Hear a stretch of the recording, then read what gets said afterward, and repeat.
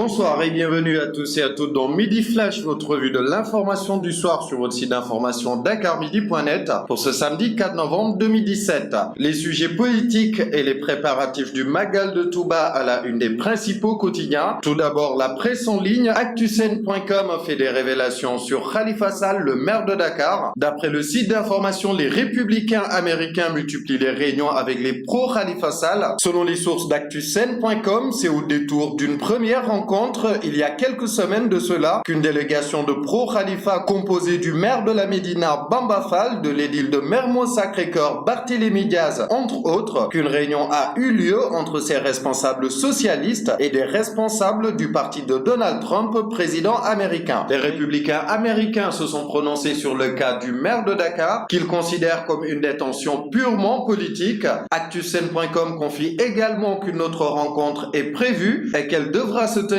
dans les prochains jours avec les membres de la délégation de l'édile de Dakar. Afrique.com parle toujours de l'affaire de Khalifa Sall. Le mutisme d'Abdou Diouf ne passe vraiment plus. Le site d'information soulève une interrogation que se posent beaucoup de Sénégalais. Qu'attend le prédécesseur d'Abdoulaye Wade, par ailleurs secrétaire général du Parti Socialiste, avant de céder son fauteuil à Ousmane Tanor Dieng Abdou Diouf pour se prononcer sur le dossier du maire de Dakar et membre de la dite formation politique, le Parti Socialiste. Dans tous les cas, Bamba Fall et compagnie n'en peuvent plus et veulent l'entendre, révèle presseafrique.com. Dakarmidi.net est revenu sur les déclarations du député Déthié Fall hier à l'hémicycle lors de la plénière consacrée à la levée de l'immunité parlementaire du maire de Dakar gardé en prison. Selon Dakarmidi.net, Déthié Fall a omis d'interpeller l'histoire avant de parler de honte et de déshonneur, bafouant toutes les règles qui fondent notre culture et nos valeurs intrinsèques, se laissant emporter par les vents mesquin hérité de son mentor. L'on est guère surpris de ce geste quand on sait bien qu'Idrissa Seck ne peut pas avoir la noble charge d'éduquer des enfants de cette république qu'il a trahi à la fleur de l'âge, titre Dakar Midi. Et à ce titre, le gîte de la honte, c'est votre mentor, a écrit Mohamed Diallo à Déthié Fall.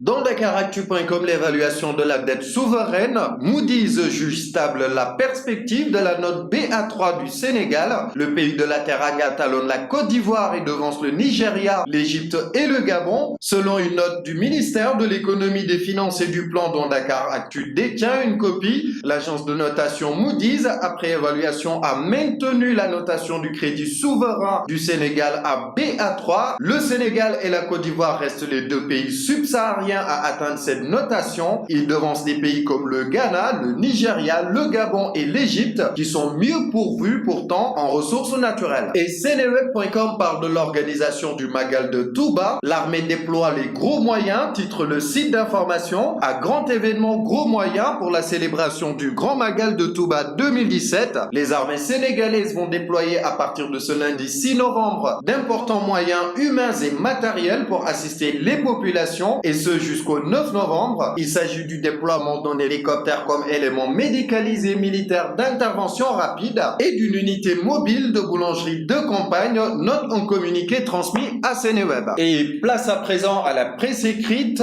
Enquête annonce une reconfiguration politique qui sera menée par des leaders relativement jeunes, ambitieux et déterminés à prendre en main leur destin politique. Les anciens ministres Thierno Alassane Sall et Malick Gakou, les députés Aïssata Tall Sall et Modou Diagne Fada et l'ancien député Thierno Bocoum font partie de ces leaders selon le journal. Néophyte ou expérimenté, l'avenir politique de ce pays s'écrira avec eux, écrit Enquête au sujet de ces leaders entrés en dissidence avec leur parti politique pour la plupart. Sud Quotidien publie une interview du député Ousmane Sonko qui déplore le niveau de pauvreté au Sénégal et fait part de son refus de s'approvisionner en carburant auprès des stations d'essence exploitées au Sénégal par des opérateurs économiques étrangers. Je veux qu'on me serve du carburant d'opérateurs nationaux, déclare le leader de PASTEF, fonctionnaire des impôts et domaines révoqué en 2016 par le président Macky Sall pour manquement à l'obligation de discrétion professionnelle. Le quotidien annonce que l'APR, parti au pouvoir, est en train de chercher le meilleur successeur d'Aliou Sall, son militant qui a souhaité démissionner de la présidence de l'association des mairies du Sénégal. Le président de l'AMS avait promis de quitter son fauteuil pour mieux se consacrer à la caisse de dépôt et de consignation, mais il a fait comprendre que cela tarde à se faire parce que sa succession n'est pas encore réglée, explique le quotidien. L'Observateur annonce la mort en prison de l'un des auteurs de l'assassinat en 2006 2006 du président du conseil régional de Ziguinchor, Oumar Lamine Badji. Le défunt prisonnier qui purgeait une peine de 20 ans de travaux forcés a rendu l'âme dans une prison saint-louisienne. Selon le même journal, des membres de sa famille se sont rendus à Saint-Louis vendredi, mais ils n'ont pas pu disposer de son corps, qui fera l'objet d'une autopsie prévue lundi à la demande du procureur, rapporte l'Observateur. Walf Quotidien s'est surtout intéressé à la coopération de la Banque mondiale avec le Sénégal, lequel perd 60 milliards de francs CFA d'aide budgétaire. L'État du Sénégal n'aura pas le bouche-trou budgétaire de 60 milliards attendu de la Banque mondiale. L'institution financière internationale entend de faire payer au Sénégal le coup de sang du Premier ministre Mohamed Boun Abdallah Dionne, qui voulait expulser sa représentante au Sénégal, Louise Corde, en juillet dernier, avant d'être dissuadé par l'argentier de l'État, le ministre des Finances Amadou Ba, écrit Walf Quotidien. Côté sport, Diafra Sakho forfait pour Polokwane, informe Stade Quotidien. L'attaquant sénégalais ne sera pas présent au match Afrique du Sud-Sénégal dans quelques jours pour des problèmes de mal de dos récurrents, informe le quotidien du sport. Par ailleurs, Sadio Mané titulaire avec Liverpool aujourd'hui contre West Ham. Victoire de Liverpool 4 buts à 1. Et pour les autres affiches du week-end,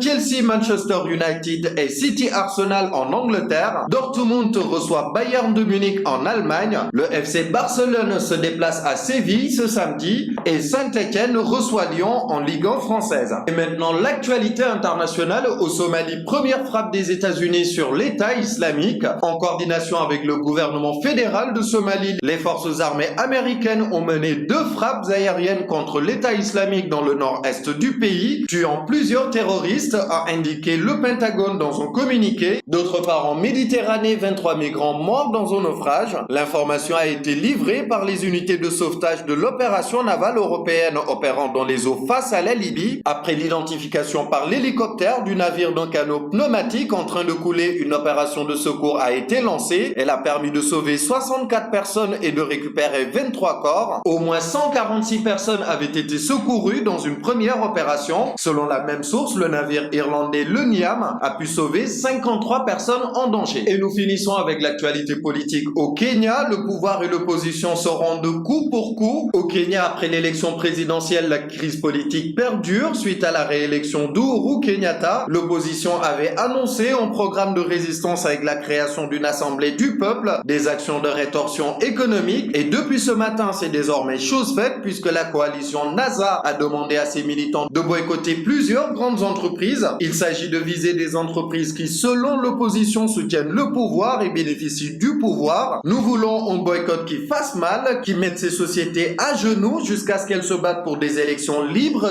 et crédibles, indique l'opposition. Voilà, c'était tout pour votre Midi Flash de ce samedi 4 novembre. Merci de votre fidélité et à très bientôt sur votre site d'information dakarmidi.net. Au revoir. Le fait majeur, c'est que pour une fois, ou en tout cas une des rares fois, dans l'histoire parlementaire de notre pays, l'opposition, représentée par le groupe libéral, et les non-inscrits que représente le président Modou Diagne Fada, se sont concertés et engagés pour faire respecter la loi que la majorité a entendu violer. Je pense que cela est important pour qu'on le souligne. Alors, une fois que nous nous sommes concertés, nous nous sommes organisés dans la prise de parole. Vous tous, vous avez été témoins de comment le président Moustapha Niasse a refusé à notre confrère Madi Kenyan l'application stricte de l'article 75 de notre règlement intérieur. Il le lui a tellement refusé qu'il est parti lire un autre article dont Madi Kenyan ne demandait pas l'application. Mais par la suite, quand d'autres collègues députés, y compris moi-même, lui ont demandé l'application de cet article 74 qu'il invoquait, alors que nous étions dans ce droit-là, il nous a encore refusé la parole. Mais si dans un débat parlementaire, on ne peut pas intervenir en tant que député sur la base de l'article 74, tel que la loi nous le permet, sur la base de l'article 75, tel que la loi nous le permet, que nous reste-t-il? À venir comme des machines mécaniques voter, nous ne votons pas.